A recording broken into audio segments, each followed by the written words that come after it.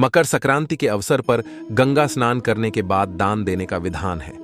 इससे पाप मिट जाते हैं, पुण्य प्राप्त होता है और मां गंगा के आशीर्वाद से जीवन के अंत में मोक्ष मिलता है। इस साल 2024 में मकर संक्रांति 15 जनवरी दिन सोमवार को पड़ रही है। उस दिन ब्रह्म मुहूर्त से स्नान और दान प्रारंभ हो जाएगा। मकर संक्रांति से ही प्रयागराज में माघ मेले की भी शुरुआत होती है। मकर संक्रांति के दिन स्नान, दान और पूजा पाठ करते हैं। उस समय आपको मकर संक्रांति की कथा जरूर पढ़नी चाहिए। यह कथा मां गंगा के मोक्ष प्रदान करने से जुड़ी है। मकर संक्रांति की कथा शिव पुराण समेत कुछ धार्मिक पुस्तकों में गंगा अवतरण की कथा है।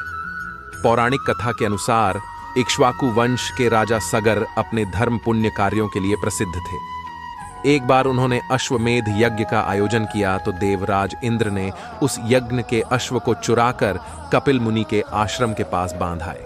राजा सगर ने अपने पुत्रों को उस घोड़े की खोज में लगा दी। वे लोग अश्वमेध यक्ष के घोड़े को खोजते हुए कपिल मुनि के आश्रम पहुंच गए।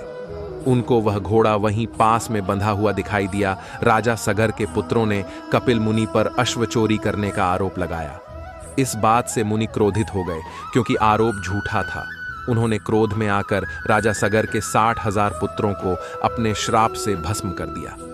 इस घटना से आहत राजा सगर कपिल मुनि के आश्रम आए और उनसे क्षमा प्रार्थना की।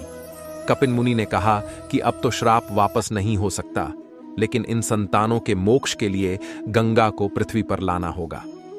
राजा सगर के वंशज राजा भागीरथ ने अपने कठोर तप से मां गंगा को प्रसन्न किया।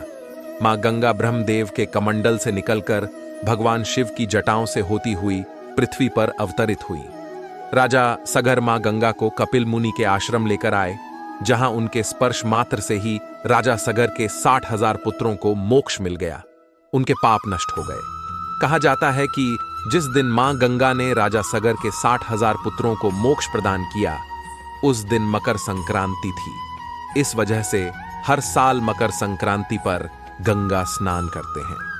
धार्मिक मान्यताओं के अनुसार मकर संक्रांति पर गंगा जल अमृत के समान लाभकारी हो जाता है। इस वजह से लोग गंगा स्नान करते हैं।